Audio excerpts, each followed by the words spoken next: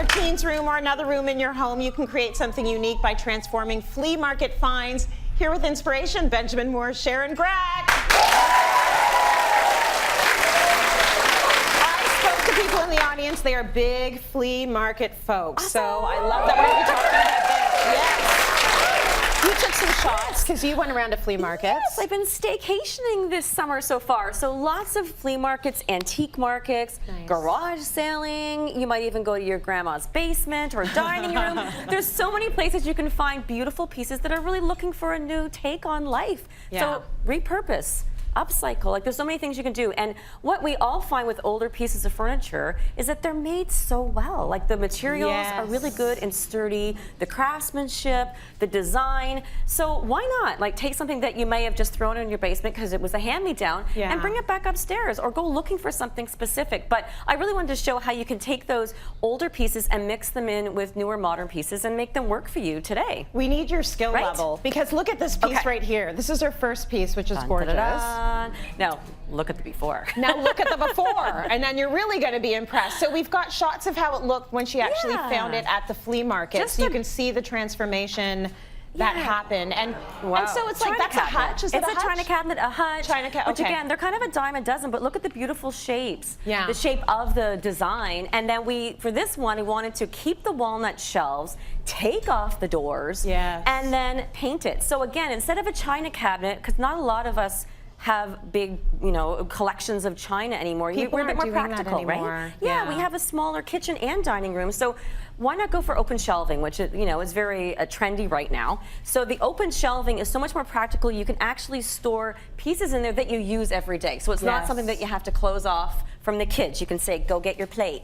And it's handy, right? It's easy. So even for a small kitchen, which is what this is going to be repurposed for. So painted it all out with advanced paint, which is our furniture paint, perfect, in a pearl finish. So I wanted it not too shiny for this one to kind of have that farmhouse feel. But then something you might want to think about is painting the back, especially if you have a lot of white pieces. You want a color in the background, and it kind of makes it stand out. So I use Stratton Blue in the same advanced paint back there. Now this is definitely something that you can do yourself at home. It's a big project, but for this one, if you have a lot of pieces, you might want to send it out. So I really want to thank ProGlow Paints, their furniture refinishing department. They did this for us. So amazing. But very, very easy to do yourself. You've seen me do it a lot on TV. But I also wanted to mention that when you're at these flea markets, look at some of the smaller items as well. So this plaque in the red, which it was in the beginning, which you'll see in the before picture, it's nice, but it was drawing a little bit too much attention. Was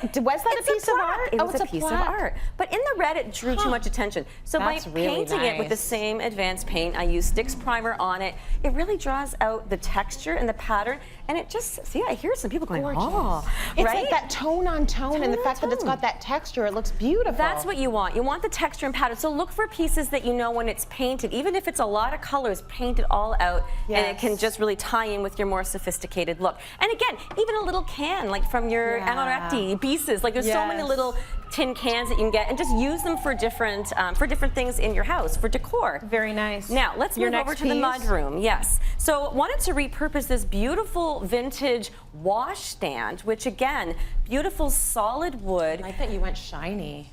Right? It feels a lot more contemporary. And again, it's not perfect. It's been through several lives, so it's got lots of imperfections, but we're actually drawing attention to that with the high gloss. Yes. So here we went with jet black in a high gloss finish, also in advanced paint, changed up the hardware. So again, feels a little bit more contemporary. And then against the shiplap walls in decorator's white, it was kind of fun. I thought it could feel like a cottage, could feel like a cabin. A lot of people have this actually in their home as well. So you kind of get that black and white, more graphic feel. But that chair that you're leaning on, I'm still shocked. I want to see the before of this guy. Oh, we haven't seen the before. Yes, take a look at it. Because we need to see your magic at work. So listen, an ordinary, everyday, very well-built product. Very well-built, Tracy. And this is a good 80 years old, this one. Like, amazing. It's solid. So good. Okay, and then the chair. Now the chair. Now this is, so again, we're mixing something that's 80 years old, something that's 50 years old. It doesn't matter. You can put it all together with a beautiful, simple color palette. So if you look at this before, it was an old retro metal 50s chair. Again, dime a dozen at the flea markets. Yeah. But this was a little more work because it had started to rust. I but can again, imagine. Bring it outside in your backyard. Scrape it down, sand it down. And then for this one, I used Benjamin Moore's Impervex. It's actually a water-based paint that's rust inhibitive. So it can be indoors, outdoors.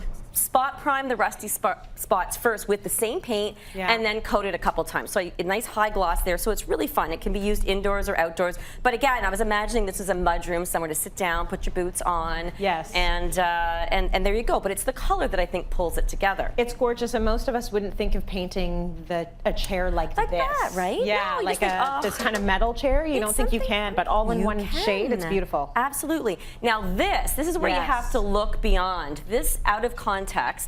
Dresser drawers. Yes. So if you look at the before, again, just the dresser drawers at the antique market. Yeah. And again, like the dresser might be falling apart, but the drawers can be used as shelving. So I thought this was a really fun way to paint at the back. Oh, I love this audience. They're so they're so decorative items, shelves. You can hang them any which way, and there you go. I think it's great. You know what? They should be impressed with you. Thank you. I'm impressed with you all the time.